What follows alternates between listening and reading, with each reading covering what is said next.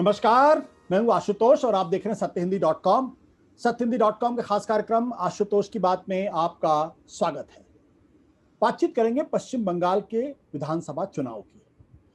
पश्चिम बंगाल का ये चुनाव कई मायनों में दूसरे चुनाव से बिल्कुल फर्क है और अगर मैं ये कहूं तो गलत नहीं होगा कि ऐसा लग रहा है जैसे कि पिछले दिनों जब हम मेडिवल हिस्ट्री के बारे में बात करते थे तो ऐसा लगता था कहीं कोई जो प्रांतीय शासक होता था वो बगावत करता था तो दिल्ली से सेना जाती थी और उसको काबू में करने की कोशिश की जाती थी। लगभग उस तरीके का माहौल है। चुनाव कम, युद्ध का मैदान ज्यादा दिखाई पड़ रहा है। दोनों तरफ से तुर्की बतुर्की हमले हो रहे हैं और किसी तरीके की रियायत या मुरव्वत बिल्कुल बरती नहीं जा रही है और कोई भी ऐसा हथियार जो यूज किया जा सकता है उसका इस्तेमाल किया जा रहा है। उसमें चाहे सांप्रदायिकता का मसला हो, चाहे हिंदू मुसलमान का मसला हो, चाहे एक दूसरे के प्रति कटुता का सवाल हो, सब कुछ इस्तेमाल हो रहा है। कई मायनों में देखें तो ये चुनाव अब तक के कई चुनाव से बहुत बहुत अलग है और ये चुनाव क्या आने वाले देश की तस्वीर बताने की कोशिश कर रहे हैं कि अब इस देश के अंदर चुनाव इसी तरीके से होगा जहां सांप्रदायिकता का जोरदार चलन होगा, जहां हिंदू मुसलमान के सवालों को बड़ी तेजी के साथ बिना किसी शर्म के उठाया जाएगा और सबसे बड़ी बात है चुनाव हर हालत में जीतना है। और आखिरी सवाल कि अगर भारतीय जनता पार्टी वेस्ट बंगाल जीतती है तो क्या होगा और अगर ममता बनर्जी सरकार में बनी रहती हैं तो भारत की राजनीति कैसे प्रभावित होगी।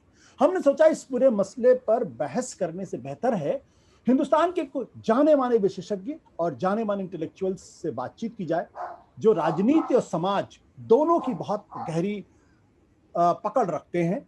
तो हमने सोचा कि अभय कुमार दुबे जी से बातचीत की जाए। इनसे बेहतर शायद मुझे कोई और शख्स और कोई विद्वान नहीं समझ में आता। वो CSDS के भारतीय भाषा कार्यक्रम के वैसे तो निदेशक हैं लेकिन राजनीति और समाज पर पिछले करीब 40 सालों से बहुत गहरी पकड़ रखते हैं। तो अभय जी, आपका बहुत बहुत स्वागत है। मेरा पहला सवाल बड़ा बुनियादी सा सवाल है कि जो पश्चिम बंगाल के चुनाव इस वक्त चल रहा है ये अब तक के पुराने चुनाव से कैसे फर्क है पश्चिम बंगाल में और क्यों ये चुनाव हम सब लोगों को चौंकाते भी हैं और डराते भी हैं।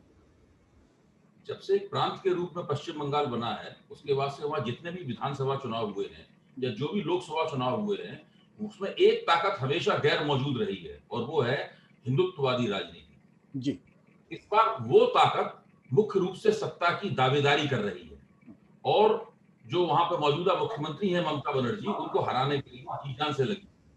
भारतीय जनता पार्टी जो केंद्र में सत्तारूढ़ है उसने अपना पूरा तोपखाना पश्चिम बंगाल में खोल रखा है और ममता बनर्जी उसके खिलाफ एक बहुत ही बहादुराना किस्म की एक पराक्रम भरी लड़ाई लड़ रही है। तो ये हिंदुत्ववादी शक्तियां आजादी के बाद से कभी भी पश्चिम बंगाल की राजनीति में प्रभावी नहीं हुई और इसमें विरोधाभास है। विरोधाभास ये है कि आजादी से पहले जो हिंदू महासभा की राजनीति होती थी उसमें पश्चिम बंगाल से कई महत्वपूर्ण नेता होते थे। उसमें श्यामा प्रसाद मुखर्जी का नाम सबसे प्रमुख था। चूंकि श्यामा प्रसाद मुखर्जी हिंदू महासभा से अपने किस्म की राजनीति नहीं करवा पा रहे थे इसलिए उन्होंने सोचा कि स्वतंत्र रूप से एक पार्टी बनाएंगे और पार्टी बनी भारतीय जनसंघ। लेकिन उसके लिए उन्होंने राष्ट्रीय स्वयंसेवक संघ से बातचीत की। राष्ट्रीय स्वयंसेवक संघ भी संसदीय राजनीति में हस्तक्षेप करना चाहता था इसलिए उसने भारतीय जनसंघ श्यामा प्रसाद मुखर्जी के साथ मिलकर बनाई। यहाँ ध्यान देने की बात है डॉक्टर मुखर्जी नेहरू की पहली कैबिनेट में आजाद भारत की पहली कैबिनेट में मंत्री भी थे और श्यामा प्रसाद मुखर्जी राष्ट्रीय स्वयंसेवक संघ के सदस्य कभी नहीं रहे, ना कभी वो शाखा गए, ना कभी उन्होंने ध्वज प्रणाम किया। लेकिन वो भारत को एक हिंदू राष्ट्र के रूप में देखने की जो सावरकर वाली विचारधारा थी उसके प्रति प्रतिबद्ध थे। इसलिए श्यामा प्रसाद मुखर्जी भारतीय जनसंघ के संस्थापक हैं। लेकिन इस विरोधाभास का एक पहलू यह भी है कि श्यामा प्रसाद मुखर्जी के कश्मीर में देहांत के बाद में, विवादास्पद परिस्थितियों में देहांत के बाद में कभी भी भारतीय जनसंघ की पश्चिम बंगाल की राजनीति में कभी कोई कारगर हस्तक्षेप नहीं हो पाया। इस बार पहली बार कारगर हस्तक्षेप दिखाई पड़ा है 2019 के लोकसभा चुनावों में, जब भारतीय जनता पार्टी ने 40% वोट प्राप्त किए और अगर उसने जो लोकसभा की सीटें प्राप्त की थी उसको विधानसभा की सीटों में विभाजित किया जाए तो 125 से ज्यादा सीटों के ऊपर उसने बढ़त बनाई। तो आज वह राजनीतिक शक्ति जिसका पश्चिम बंगाल में कोई स्थान नहीं था, आज 40% वोट और 125 विधानसभा सीटों पर खड़े होकर बंगाल का चुनाव जीतने का दावा पेश कर रही है। इस लिहाज से यह चुनाव पिछले सभी चुनावों से भिन्न है। महत्वपूर्ण बात, हाँ अभय जी, महत्वपूर्ण बात यह है कि दरअसल पश्चिम बंगाल लंबे समय तक 34 साल तक जो लेफ्ट की पॉलिटिक्स थी, जिसे सेकुलर पॉलिटिक्स कहते हैं, जिसमें धर्म और जाति के लिए जगह नहीं थी, उसकी जमीन थी। उस जमीन में अचानक क्या हुआ है कि आज की तारीख में वहां पे हिंदुत्ववादी ताकतें अचानक कितनी पावरफुल हो गई हैं, और वामपंथी और कांग्रेस जो अब तक वहां शासन करते रहे हैं, जिसका एक स्वरूप ममता बनर्जी के रूप में दिखाई पड़ता है, वो पूरी तरीके से गायब दिखाई पड़ रहे हैं। 2016 में यही वामपंथ और कांग्रेस का अगर आप वोट शेयर देखें तो 36-37% दिखाई पड़ता है, और 2019 के लोकसभा चुनाव में वो 10% या 12% के आसपास आखिर। ये अचानक क्या बदलाव हुआ, इतना शिफ्ट कैसे हो गया? अभी आपने अपने सवाल में एक बात कही कि वो लोग सेकुलर पॉलिटिक्स करते थे, जिसमें धर्म और राजनीति के लिए उसमें कोई गुंजाइश नहीं थी। ये सेकुलर पॉलिटिक्स किस किस्म की थी? आज हमारे पास घटनाओं की पश्चात दृष्टि, जैसे आप अंग्रेजी में हाइंडसाइट कहते हैं, तो हम उस सेकुलर पॉलिटिक्स के ऊपर थोड़ी निगाह डाल सकते हैं। ये सेकुलर पॉलिटिक्स इस तरीके थी कि जब मंडल कमीशन की रिपोर्ट सारे देश में लागू हुई और पिछड़े वर्गों को 26% आरक्षण प्राप्त हुआ, तो पश्चिम बंगाल के सीपीएम नेताओं ने क्या कहा? उन्होंने कहा बंगाल में जाति है ही नहीं, बंगाल में जाति है ही नहीं, बंगाल में तो केवल दो ही जातियां हैं, एक अमीर लोग हैं और एक गरीब लोग हैं, और बंगाल में जाति नहीं है। तो जिस वक्त सारे देश में मंडल कमीशन के रिपोर्ट के आधार पर पिछड़े वर्गों को दिया गया आरक्षण लागू करने की कोशिश की जा रही थी, उस वक्त बंगाल में केवल 7% आरक्षण लागू किया गया। इससे आप अंदाजा लगा सकते हैं कि बंगाली समाज के ऊपर यह सेकुलर राजनीति एक ऊपर से डाली जाने वाली ग्रिड की तरह थी। इस राजनीति का बंगाली समाज की नब्ज पर कोई स्थान नहीं था। इस पूरी प्रक्रिया में हुआ ये कि कांग्रेस ने लंबे अरसे तक बंगाल पर राज किया, उसके बाद 30 साल से ज्यादा सीपीएम ने राज किया, उसके बाद 10 साल से ममता बनर्जी वहां पर राज कर रही हैं। लेकिन जो बंगाल की निचली जातियां हैं, जो कमजोर जातियां हैं, जो अति पिछड़ी जातियां हैं और जो दलित जातियां हैं, उन जातियों को हमेशा ये लगता रहा कि उनके वोट बाई प्रॉक्सी सेकुलरिज्म के नाम पर, प्रगतिशीलता के नाम पर, इस राष्ट्रवाद के नाम पर और बंगाली होने के नाम पर हासिल किए जाते रहे हैं। उन्हें दरअसल इस राजनीति से कुछ भी प्राप्त नहीं हो रहा है। तो वो लंबे अरसे से अपने राजनीतिक सशक्तिकरण के लिए एक माध्यम का इंतजार कर रही थी। पहली बात तो ये है जी। दूसरी बात यह है कि ममता बनर्जी ने 2018 में जिस तरीके से वहां के पंचायत चुनाव पर हिंसा और तमाम तरह की दूसरी तिकड़मों और राज सत्ता के दुरुपयोग के जरिए जो उन्होंने कब्जा किया, उस कब्जे का नतीजा यह निकला कि 30% से ज्यादा सीटें टीएमसी ने, तृणमूल कांग्रेस ने बिना किसी प्रतियोगिता की जीत ली। उनके खिलाफ उम्मीदवार ही नहीं खड़े होने दिए गए, लोगों को वोट ही नहीं डालने दिया गया। तो ये एक जबरदस्त किस्म की वहां पर बहुत धांधली हुई, जिसका बंगाल की जनता को, खासतौर से उस जनता को जो कि तृणमूल कांग्रेस के खिलाफ वोट डालती थी, यानी जनता के जो हिस्से या तो कांग्रेस में थे या वामपंथियों के साथ थे, उन हिस्सों को 2018 के चुनाव के बाद ये लगा कि हमारी पार्टियां यानी कांग्रेस और वामपंथी पार्टियां हमारे राजनीतिक हितों की, सामाजिक हितों की रक्षा कर पाने में असमर्थ हैं। तो वे तमाम राजनीतिक ताकतें एक ऐसी पार्टी की खोज में लग गई जो उनकी रक्षा कर सकती है, और भारतीय जनता पार्टी नेपथ्य में बिल्कुल तैयार खड़ी थी इस मौके का लाभ उठाने के लिए। तो एक तरफ तो पिछड़ी, कमजोर और दलित जातियों की सतत उपेक्षा, और दूसरी तरफ 2018 के पंचायत चुनाव की घटना जो ट्रिगर पॉइंट साबित हुई। इसका नतीजा यह हुआ कि कांग्रेस और वामपंथी पार्टियों का पूरा जनाधार, छोटे स्तर का नेतृत्व और मझोले स्तर का नेतृत्व, एक साल के अंदर 2018 से 19 के बीच में भारतीय जनता पार्टी की तरफ चला गया। आपको ध्यान होगा उस जमाने में भाजपा के दफ्तर के सामने लंबी लंबी लाइनें लगती थी, लोग अंदर घुसते थे, एक व्यक्ति भाजपा का झंडा लिए खड़ा रहता था, उस झंडे को लोग प्रणाम करते थे या उसको चूमते थे और उसके बाद भाजपा में शामिल हो जाते थे। इसी का नतीजा हुआ कि 40% वोट भाजपा को लोकसभा के चुनाव मिले, जिस पार्टी को 2016 में केवल 10% वोट और 3 सीटें मिली थी। उस पार्टी, हम लोग सोच सकते हैं अचानक आसमान से वोट उसकी झोली में नहीं गिरा होगा, कोई ना कोई तो राजनीतिक प्रक्रिया चली होगी जी अचानक। और देखिए इस जनता का जो कि भारतीय जनता पार्टी को प्राप्त हुई, इस जनता का उस समय तक सांप्रदायिकीकरण नहीं हुआ था। ये राजनीतिक, आर्थिक और सामाजिक सुरक्षा की मांग लेकर, इच्छा लेकर भारतीय जनता पार्टी में गई थी। इसका सांप्रदायिकीकरण तो बाद में हुआ है।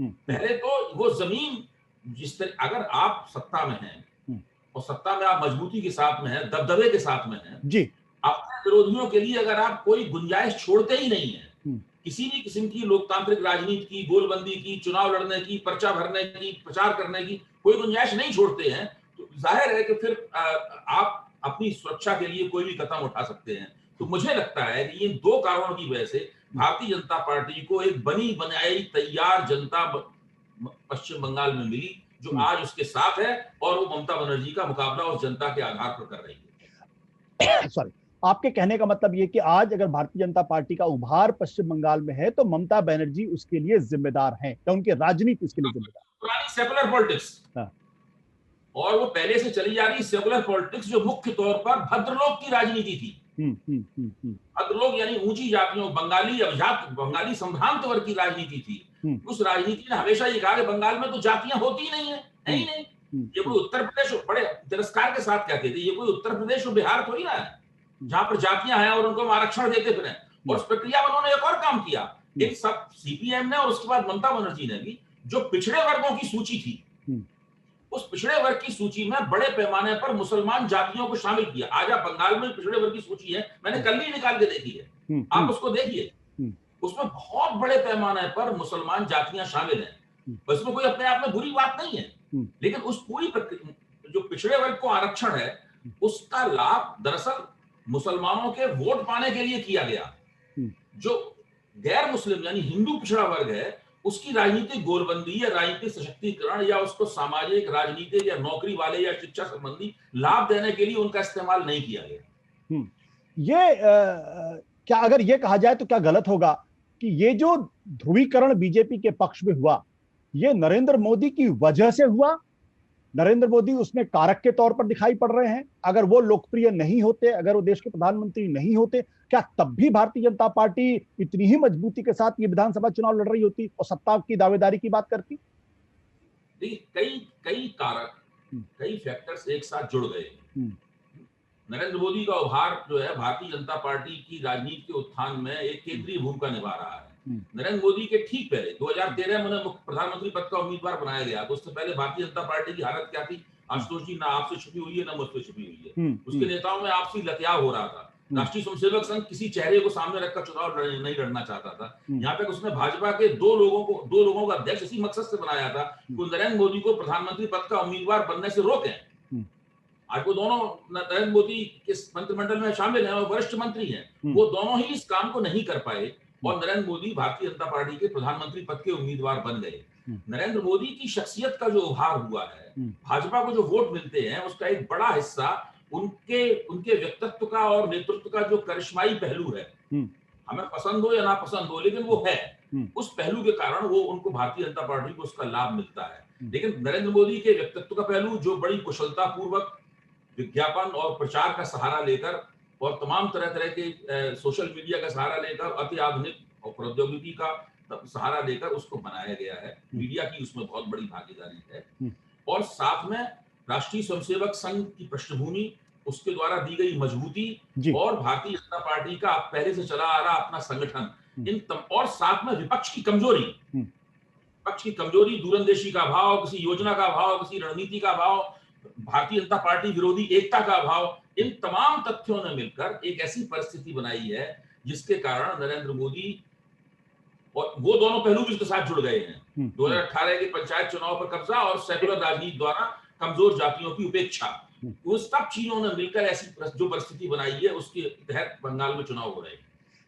क्या ये कहना सही होगा कि पश्चिम बंगाल की जनता को अचानक अपने हिंदू होने का एहसास हुआ है और उसको भारतीय जनता पार्टी ने और आरएसएस के संगठन ने बहुत चतुराई के साथ इसका इस्तेमाल किया है, और आज की तारीख में बंगाल के अंदर हिंदू मुस्लिम पॉलिटिक्स का जो विभाजन है वो बहुत कारगर केमिस्ट्री के तौर पर उभर के सामने आया है?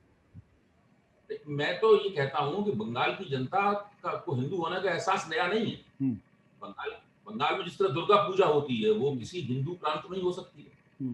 बंगाल की दुर्गा पूजा में जिस तरह का लंबे अरसे तक एक समारोहात्मक पूरा माहौल चलता है, मैं तो उस समय बंगाल गया हूं और मैंने उसको देखा है, तो वो बिल्कुल पूरा का पूरा समाज हिंदूमय हो जाता है। यहाँ तक कि जो गैर हिंदू समाज के कई हिस्से हैं, वो भी उस पूरी प्रक्रिया में भाग लेते हैं। बंगाल का जो कम्युनिस्ट है, वो भी दुर्गा पूजा में इस तरीके से भाग लेता है जैसे कि दुर्गा कार्ल मार्क्स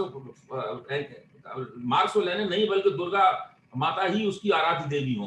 तो इस बंगाल का जो हिंदूपन है वो पहले से बहुत मजबूत है, बहुत गहरा है, परंपरागत है और उभरा हुआ है, और बाजार की शक्तियों ने उसको और एक रंग बिरंगी नई शख्सियत प्रदान की है। भारतीय जनता पार्टी के हस्तक्षेप से हुआ यह है कि वो मुसलमान विरोधी हो गया, या उसको नियोजन पूर्वक मुसलमान विरोधी बनाया गया है। ममता बनर्जी की सरकार की कई नीतियों के कारण इस प्रतिक्रिया मूलक राजनीतिक गोलबंदी में मदद भी मिली है।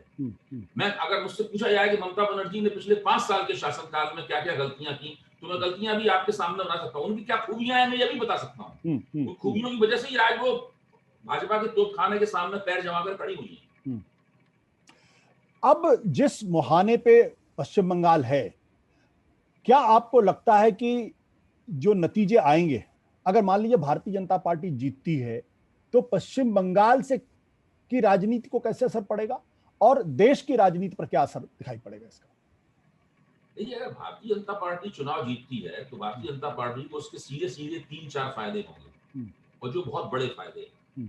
पहला फायदा तो उसको ये होगा कि उसके भारतीय जनता पार्टी की सरकार के खिलाफ एक राजनीतिक संकट जो पनप रहा है, जिसके प्रतीक के रूप में आप दिल्ली 3 तरफ से किसान आंदोलन द्वारा घिरी हुई देख सकते हैं, और दूसरी तमाम जगहों पर भारतीय जनता पार्टी की जो प्रदेशों की राजनीति है वो सब जगह संकटग्रस्त है।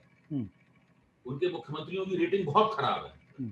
तो भारतीय जनता पार्टी इस राजनीतिक संकट का ज्यादा बेहतर प्रबंधन कर पाएगी। विदेश नीति के मोर्चे पर चीन के सवाल पर भाजपा की हालत बहुत खस्ता है सरकार की, उसका भी प्रबंधन कर पाएगी। अर्थनीति के सवाल पर भाजपा को लगता है उसके हाथ में ऐसा कुछ नहीं है जिससे वो अर्थनीति के गिरते हुए ग्राफ को संभाल सके। तो वो उसकी वजह से जो उसके सामने संकट पैदा होने वाला है, उस संकट को शायद वो कुछ दूर और रख सकती है अगर वो बंगाल के अंदर एक चुनावी जीत हासिल कर लेती है। चौथी बात यह है कि भारतीय जनता पार्टी एनडीए जो है, राष्ट्रीय जनतांत्रिक गठजोड़ है, उसके सहयोगियों उसमें उसके घटकों की संख्या लगातार घटती जा रही है। शिवसेना और अकाली दल जैसी पार्टियां भी उसका साथ छोड़कर जा चुकी हैं।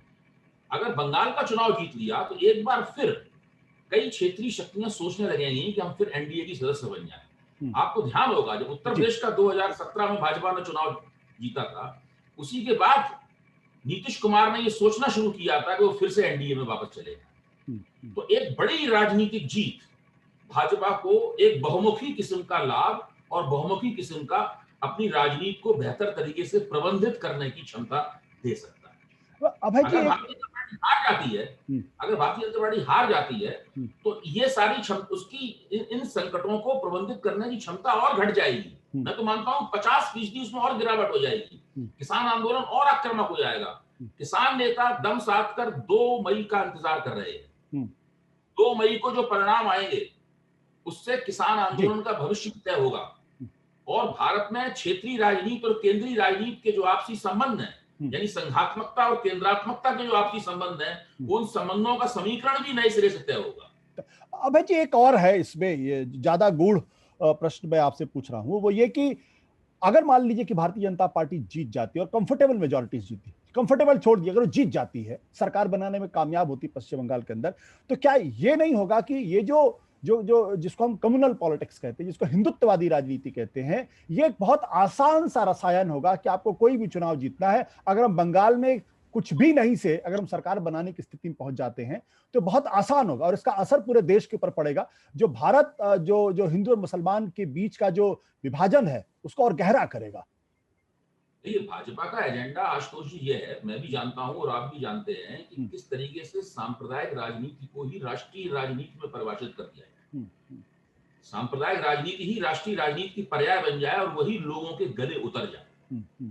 अगर उत्तर प्रदेश का चुनाव वो जीत चुके हैं, 2 बार वहां पर लोकसभा का चुनाव जबरदस्त जीत चुके हैं, और 1 बार विधानसभा के चुनाव में 325 सीटें जीत चुके हैं। अगर बंगाल का चुनाव भी उन्होंने जीत लिया एक ऐसे नेता के खिलाफ जो हिंदू समाज के भी बड़े हिस्से की नेता है, और बंगाल के 30% जो मुसलमान मतदाता हैं, उन मुसलमान मतदाताओं के बीच में भी वो बेहद लोकप्रिय है। अगर ऐसे नेता के खिलाफ भारतीय जनता पार्टी बंगाल में चुनाव जीत सकती है, तब फिर भारतीय जनता पार्टी का जो राष्ट्रवाद है, जो मुख्य तौर पर हिंदू सांप्रदायिकता है, उसी को भारत के राष्ट्रवाद की प्रमुख अभिव्यक्ति के रूप में स्थापित करने में उन्हें मदद मिलेगी और लगभग वो स्थापित हो जाएगा। और भारत में मुस्लिम वोट, अल्पसंख्यक वोटों की जो प्रभावकारिता है, उसकी जो पॉलिटिकल एफिकेसी है, वो बिल्कुल शून्य हो जाएगी। उसका कोई मतलब नहीं रह जाएगा। उसके बाद में मुसलमानों को अपना सिर झुकाकर जो राजनीतिक प्रतिनिधित्व की और राजनीतिक दावेदारी की उनकी जो आकांक्षा है, उसको त्याग कर कोने में बैठ जाना होगा। भारतीय जनता पार्टी बड़े भाई की तरह उनसे व्यवहार करेगी। एक बार जब ये प्रभुत्व और उसके बाद उसका वर्चस्व जम जाएगा, तो हो सकता है कि भाजपा अपने प्रभुत्व के तले गिड़गिड़ाते हुए मुसलमान समुदाय को कुछ रियायतें भी दे दे। आपसे आखिरी सवाल, बहुत संक्षेप में जवाब। ममता बनर्जी की जीत का क्या मायने होगा? ममता बनर्जी की जीत का मायने ये होगा कि भारतीय जनता पार्टी बहुत बड़े संकट के भंवर में फंस जाएगी। न वो राजनीतिक संकटों का समाधान कर पाएगी, न वो विदेश नीति संबंधी संकटों का समाधान कर पाएगी, न ही अर्थनीति संबंधी संकटों का समाधान कर पाएगी। उसने जो ब्लफ एंड ब्लस्टर, जो तमाम टीवी पर दूसरी जगहों पर ये सब जो कहा है, उसकी बात पर लोग यकीन करना बंद कर देंगे। उसके नेताओं की दावेदारी पे बहुत लंबे अर्से तक यकीन नहीं होगा। देखिए, भाजपा ने बहुत से चुनाव जीते हैं, बहुत से चुनाव हारे हैं। हर चुनाव जीतने का लाभ होता है, चुनाव हारने का नुकसान होता है। लेकिन बंगाल में उसने दांव लगाया है, वो दांव बहुत बड़ा है। वो दांव भारतीय जनता पार्टी, लगभग वो दांव 2017 में जो उत्तर प्रदेश के चुनाव में लगाया था, उससे भी बड़ा दांव है। उत्तर प्रदेश में भाजपा पहले भी सरकार में रह चुकी है। ये सरकार बनाने की स्थितियों में लगातार बनी रहती थी भाजपा एक जमाने में। तो बंगाल में चुनाव जीतना अनूठी बात। आज अगर भाजपा के नेताओं से पूछा जाए, उनके सामने विकल्प रखे जाए कि आप असम का चुनाव जीतना चाहेंगे कि बंगाल का, दोनों में से एक चुन लीजिए। अगर आप बंगाल का चुनाव जीतते हैं तो असम का चुनाव आपको हारा हुआ घोषित कर दिया जाएगा। तो निश्चित रूप से कहेंगे बंगाल के चुनाव में हम जीता हुआ घोषित कर दो, असम के चुनाव में भले हम हार जाए, कोई दिक्कत नहीं। असम में वो अपनी सरकार छोड़ने के लिए तैयार हो जाएंगे, बशर्ते उन्हें बंगाल पे हुकूमत करने का मौका मिले। इसलिए बंगाल का चुनाव जीतना भाजपा के लिए बहुत जरूरी है। और ममता बनर्जी के जीतने का मतलब ये होगा कि ममता बनर्जी फिर भाजपा विरोधी राजनीति का हब, उसका बहुत बड़ा केंद्र बन जाएंगी। ममता बनर्जी जो सीपीएम और कांग्रेस आज उनके खिलाफ लड़ रही है, विधानसभा चुनाव हो चुके हैं, उन मंचों पर ममता बनर्जी के साथ मंच साझा करने में उनको भी कोई दिक्कत नहीं होगी। ममता बनर्जी ने कहा भी है कि एक पैर से बंगाल जीतूंगी और 2 पैर से दिल्ली जीतूंगी। इसका सीधा मतलब यह है, बंगाल जीतने के बाद में भाजपा विरोधी गोलबंदी, राजनीतिक गोलबंदी ममता बनर्जी की अगुवाई में शुरू हो जाएगी। बिल्कुल। और अभय जी, बहुत बहुत शुक्रिया इस बातचीत के लिए। एक बात बिल्कुल स्पष्ट है कि पश्चिम बंगाल का नतीजा कुछ भी हो, एक इतिहास के एक बहुत बड़ी परिघटना के तौर पर जरूर इस चुनाव को देखा जाएगा। नमस्कार, धन्यवाद, शुक्रिया। सत्य हिंदी का ऐप डाउनलोड करें गूगल प्ले स्टोर पर।